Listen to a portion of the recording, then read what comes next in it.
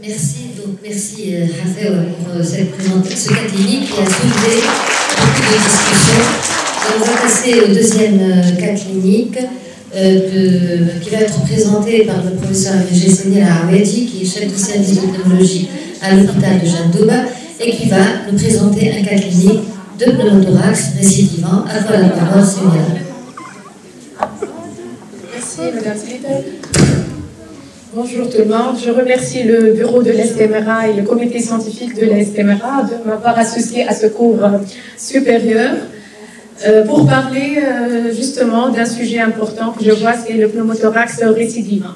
Donc, ça va être une révision à ce qu'a dit mon maître et ami, Dr Yadir Raili. Alors, je n'ai pas de conflit d'intérêt en rapport avec cette présentation. Comme vous savez très bien, le pneumothorax est une pathologie bénigne souvent, mais lorsque ça récidive, ça devient un problème. Il peut être récidivant sur un poumon sain, appelé primaire, ou bien sur un poumon pathologique, et dans ce cas, il est dit secondaire. Le risque de récidive, eh bien, il est variable selon les études, selon les patients inclus dans ces études. Il varie de 16 jusqu'à 54%, particulièrement s'il s'agit d'un pneumothorax secondaire.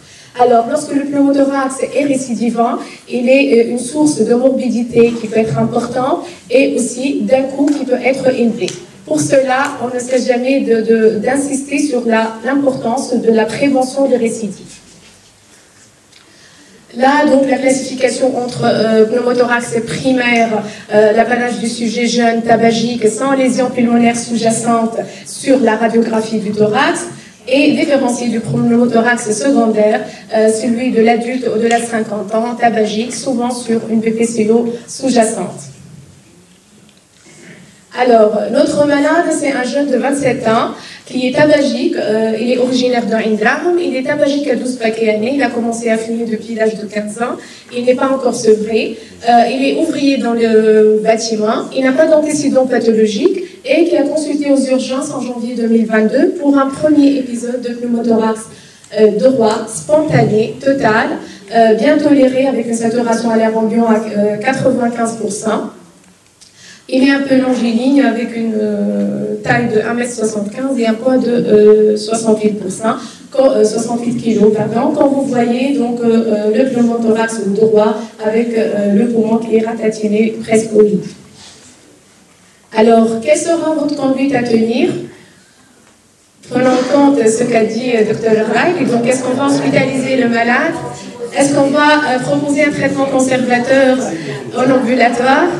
Là, il va falloir une psychothérapie avant de faire rentrer un malade en pneumothorax complet à domicile. Personnellement, donc il ne va pas revenir. Est-ce qu'on va mettre un cathéter pleural avec une valve anti-reflux? On va essayer une exsufflation à l'aiguille. On va d'emblée mettre un drainage thoracique. Ouais, d'emblée, on va indiquer une pleurodèse.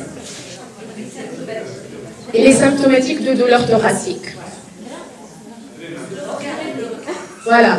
Je crois que l'hospitalisation s'impose. Selon les recommandations, on peut proposer ce traitement conservateur. Le pleurocat, donc, ou bien le cathéter intrapleural avec une valve de Millich et un complément de prise en charge ambulatoire, c'est une option thérapeutique qui reste liée à la disponibilité du matériel, à toute une stratégie, parce que cette stratégie doit faire intervenir une bonne coordination entre les services des urgences, entre le pneumologue et le médecin de famille, dans des conditions qui doivent être bonnes, un malade bien instruit près de l'hôpital, et je crois que ce n'est pas vraiment faisable dans notre cas.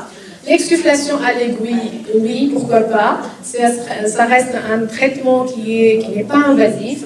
Le drainage thoracique, la pleurodèse, dans ce cas, non, ce n'est pas l'indication d'une pleurodèse d'emblée. Et on va voir tout à l'heure quelles sont les indications de la pleurodèse au cas d'un premier épisode de pneumothorax. Alors, notre malade a été exsufflé aux urgences, mais malheureusement, la radiographie du thorax n'a pas montré de modification. Le poumon restait ratatiné au lit, et donc le malade a été hospitalisé avec un drainage thoracique droit qui a permis la réexpansion du poumon.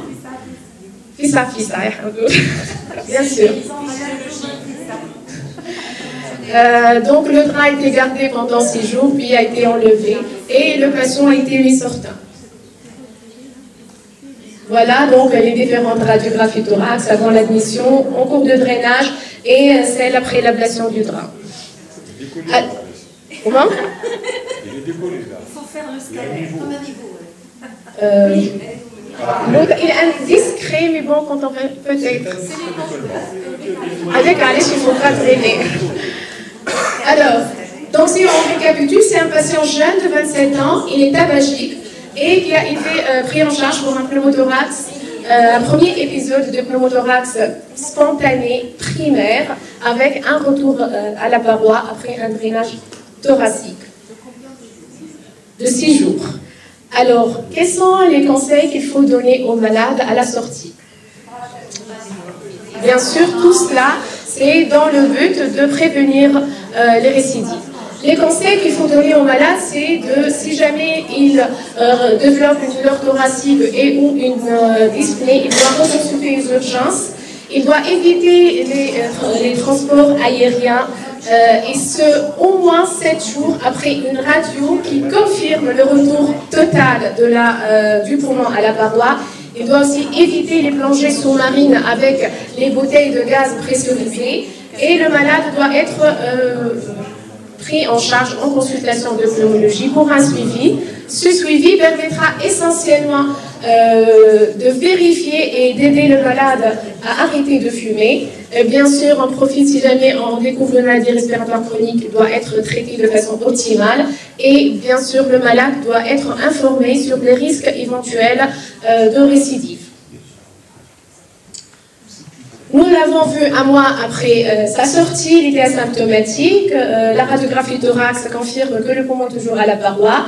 Il a repris son travail, mais malheureusement, il a repris aussi le tabagisme et il fume 5 cigarettes par jour. Y a-t-il un risque de récidive chez notre malade? D'accord.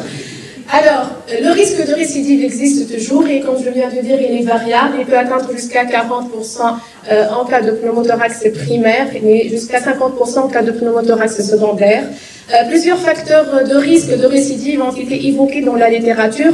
Il peut s'agir de facteurs cliniques tels que l'âge jeune est associé à une plus fréquente récidive. Le tabagisme, là, c'est un facteur indiscutable et la poursuite du tabagisme est directement liée à une augmentation du risque de récidive chez le patient.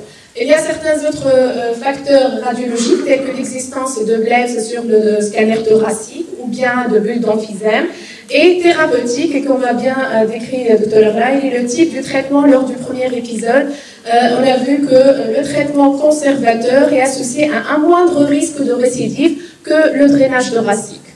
Bon, certains sont convaincus, d'autres non.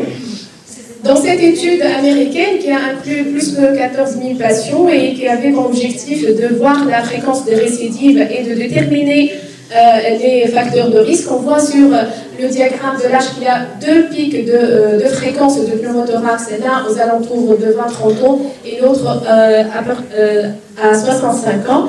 Et les auteurs concluent que les récidives sont vues dans le quart des cas, donc près de 26% des patients récidivent le pneumothorax. Les principaux facteurs qui ont été déduits de cette étude sont essentiellement l'âge jeune, donc il s'agit d'un malade qui est jeune, l'origine asiatique et le fait d'avoir un drain thoracique lors du premier épisode est associé à une fréquence plus importante de récidive.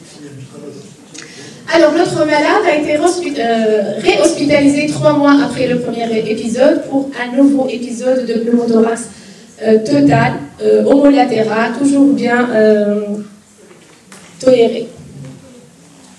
Il a eu un drainage thoracique, mais là, le poumon ne réexpand pas. Et est-ce que vous demandez un scanner thoracique? Bien sûr. Donc là, la place du scanner thoracique lors du deuxième épisode est indiscutable. Et notre malade a eu un scanner thoracique qui a montré un drain en place et un décollement pulmonaire persistant et l'existence d'une formation bulleuse de 1,5 cm ailleurs, le parenchyme est sans allumette.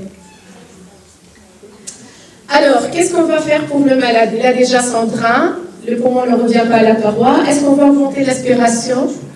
Est-ce qu'on va patienter et contrôler la radiographie de thorax? On va mettre une valve anti-reflux. On va mettre un deuxième drain. Ou bien on va indiquer une pleurodèse chirurgicale. Voilà, bien sûr, donc on va indiquer une pleurodèse chirurgicale devant une première récidive homolatérale d'un pneumothorax primaire. Voilà, donc les principales indications de la pleurodèse chirurgicale en cas de pneumothorax. Alors, j'ai mis les premières indications qui concernent le premier épisode. Quand on doit penser à la pleurodèse dès le premier épisode? C'est surtout lorsqu'on est devant un pneumothorax sous tension, même s'il est en premier épisode, ou bien si on est devant un pneumothorax spontané secondaire, lorsque il y avait un retentissement sur la fonction respiratoire et une hypoxémie, ou bien si le patient a une profession ou un sport à risque tel qu'un pilote ou un plongeur sous-marin. Dans ce cas, la pleurodèse est indiquée dès le premier épisode. Le pneumothorax persistant ou le défaut de réexpansion au-delà de 7 jours, c'est aussi une indication à la pleurodèse même au premier épisode. Sinon, c'est la première récidive du pneumothorax homolatéral ou contralatéral, le pneumothorax bilatéral et l'hémopneumothorax spontané sont les indications de la chirurgie. Donc, au total, c'est un deuxième épisode de pneumothorax primaire chez un jeune de 27 ans qui fume toujours.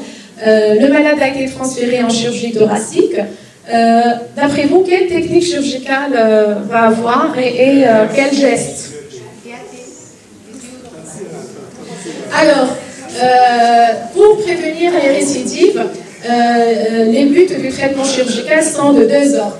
Le premier, c'est de faire une symphyse pleurale, ceci par une abrasion pleurale, donc un avivement pleural mécanique qui se fait à l'aide de la compresse, ou par une pleurectomie partielle, ou la pleurodèse chirurgicale par le TAC. Sinon, le traitement des lésions pulmonaires est discuté aussi, la résection de Blaise ou de bulle, sachant que certaines études montrent que l'important c'est la pleurodèse elle-même et les résultats sont presque similaires lorsqu'on fait une pleurodèse, qu'elle soit associée ou non à la résection de bulle ou de Blaise, le résultat ne change pas.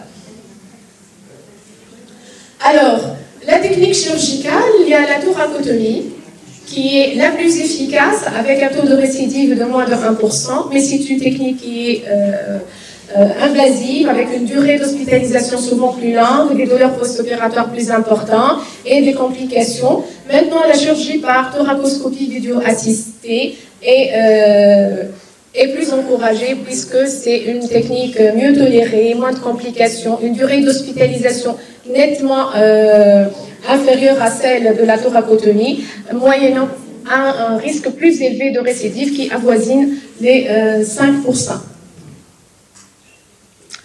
Les recommandations de la BTS donc, confirment ce que nous venons de dire, c'est que le meilleur traitement préventif reste la pleurodèse chirurgicale.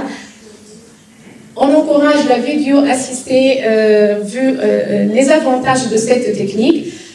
La pleurodèse chimique non chirurgicale via le drain peut être discutée, particulièrement chez les sujets qui ont une contre-indication à la chirurgie, mais c'est une technique qui donne moins de résultats que la pleurodèse chirurgicale. Alors, l'autre patient il a été opéré par une vidéothoracoscopie et à l'exploration, on a noté la présence de 2 bulles d'emphysème de 1 et 1,5 cm apicales, dont une était vue sur le scanner. Il a eu une résection de ces bulles avec un avivement pleural mécanique et l'évolution en post-opératoire immédiat était bonne. À 1 an de l'épisode, le malade est asymptomatique. Après l'intervention, il est arrivé à arrêter le tabac. L'examen est strictement normal et la radio, il n'y a pas de pneumothorax de Tolosier. Là, il y a je crois. Alors, bien sûr, donc, c'est dire l'importance de la prévention des récidives et ceci en luttant contre les facteurs de risque de récidive, les facteurs de risque contrôlables, essentiellement le tabac, en optimisant le traitement d'une pathologie respiratoire éventuelle et de prendre une bonne décision, particulièrement lors du premier épisode du pneumothorax. Cette décision doit se baser sur les recommandations, sur les moyens disponibles et bien sûr tout pour favoriser un geste radical et éviter les récidives. Bien sûr, tout ça, on doit prendre en compte l'avis du malade qui est bien informé sur les risques et les résultats des différents traitements proposés.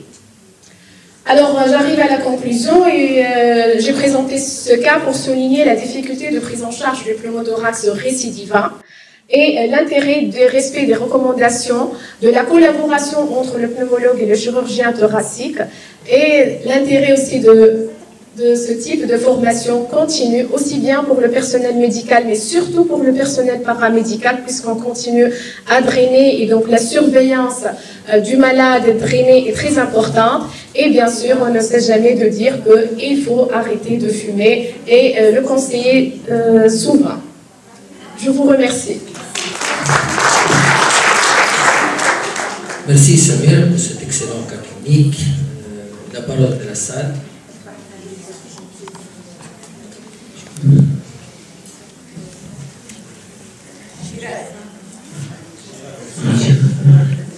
Oui, docteur Achille. Merci, c'est Gérard.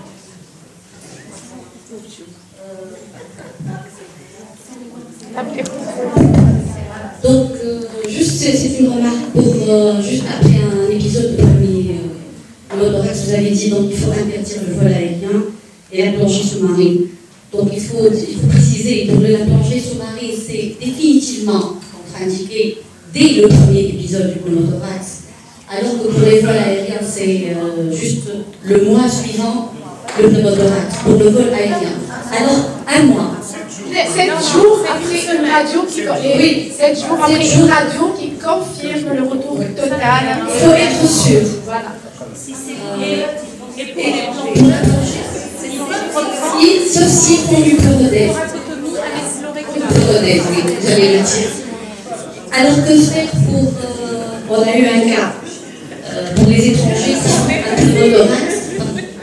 Ils font un pneumothorax qui doivent retourner rapidement. On a eu un cas parce que l'étudiant qui allait retourner dans 2 jours pour passer les examens, il a fait un pneumothorax et on n'a pas pu la laisser prendre l'avion, donc elle a pris quand même le bateau parce qu'elle devrait retourner dans 3 jours. Juste après. Je crois qu'elle va arriver par bateau dans les semaines. Il y a une question peut-être, est-ce qu'elle est toujours d'actualité ou pas? Pour les jeunes, habituellement, quand on fait une pleurodèse ou une syphilis, on recommande pour les jeunes d'éviter le taquage, donc la syphilis chimique par rapport au risque carcinogène, mais on préfère les pleurodèses mécaniques. Est-ce que c'est toujours d'actualité? Moi, je pense que oui. Le tac par rapport au sujet jeune. Il n'y a pas vraiment d'études qui confirment, mais bon, de plus en plus, on fait l'avivement pleural mécanique, qui est... En fait, le talc calibré maintenant dont on dispose n'est pas cancérigène. C'est pas comme le talc qu'on utilisait avant. Donc c'est un talc calibré qui n'est pas cancérigène, mais c'est vrai qu'il entraîne la pleurodèse la plus efficace. Donc c'est difficile d'intervenir après, mais ça continue à être le meilleur choix thérapeutique. Même au Parlement, on parlait du talc de l'USNAC ne contenant pas de l'amiante. Maintenant, c'est calibré, ça ne contient pas de l'amiante. Et même encore auparavant, on parlait du talc de l'USNAC ne comportant pas d'amiante. Oui. Dans le souci d'éviter. Mais c'est je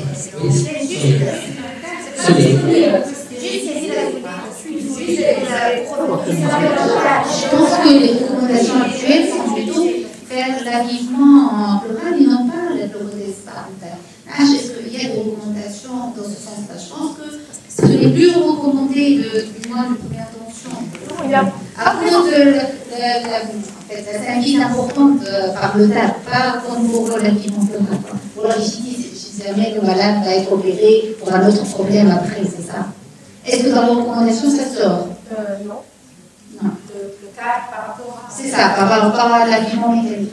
On va privilégier l'avivement voilà. mécanique. Le TAC, c'est la meilleure méthode. En termes d'efficacité, ce que je trouve, c'est que le TAC donne le meilleur résultat. C'est pour cela qu'il n'y a pas vraiment un avis pour favoriser la pleurodèse, l'abrasion de la plaie par rapport au TAC.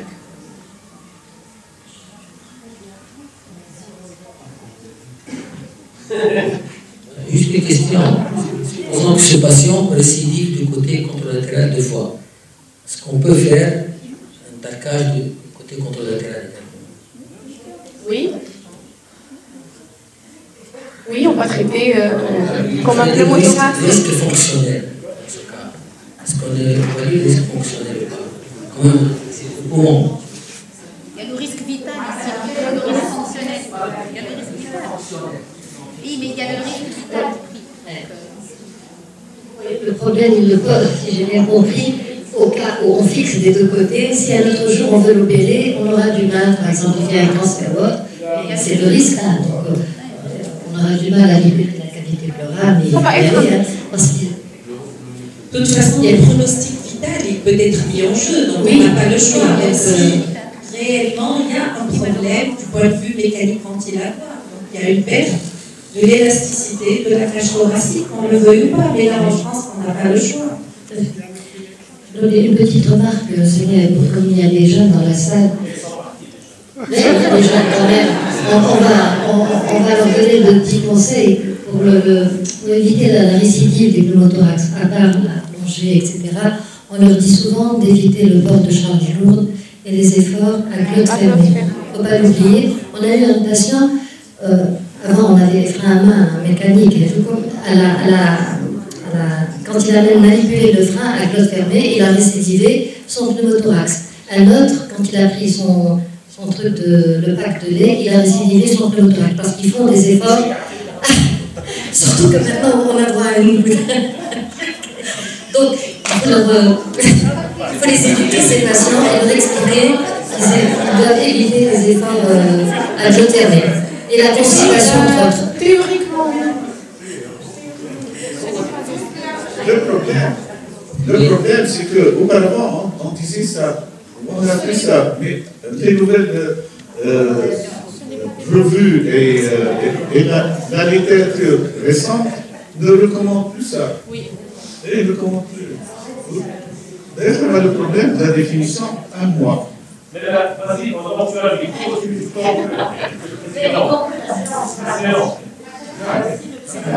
Moi, pour dire de récidive, c'est de plus en plus une semaine. Dans les articles, on parle de récidive à partir d'une semaine. Au-delà d'une semaine. Oui, mais globalement, ce qui est retenu, c'est au-delà d'un mois. Avant, mais ce qui retient, par exemple, dans les critères de récidive, dans les études que j'ai citées, c'est au-delà d'une semaine, c'est une récidive. Si tu as la preuve que c'est revenu à la parole. Et bien sûr. Radio. Bien. Je pense qu'on arrive à la fin de la séance. De toutes les façons, je crois, quel que soit, si c'est un pneumothorax, si le même épisode, ça va être un pneumothorax persistant. Si c'est un deuxième épisode, ça va être une récidive. Et dans tous les cas, c'est la même conduite thérapeutique. Après, c'est la pleurodèse. Ça ne change pas grand-chose. Voilà. Bien, Célia, nous te remercions pour ce très beau cas clinique et très pédagogique. Nous remercions l'assistance d'être aussi patiente et de rester jusqu'à la fin. Et je cède tout de suite la parole à Monsieur le Président de l'Estéméra, professeur Sani Kamoun, pour clôturer ce cours supérieur.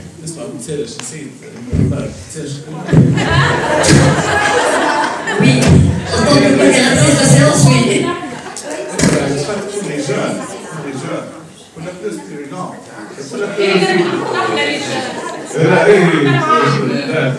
pour les jeunes, pour la pleurésie tuberculeuse, il y a beaucoup de fibrilles. Et donc, à la thoracoscopie, on voit beaucoup de fibrilles qui se déposent sur la tête. Donc, au cours de la biopsie pleurale, il faire prélever un premier fragment et revenir pour prélever dans le même endroit un deuxième fragment pour augmenter les chances de prélever la terre de la figurine.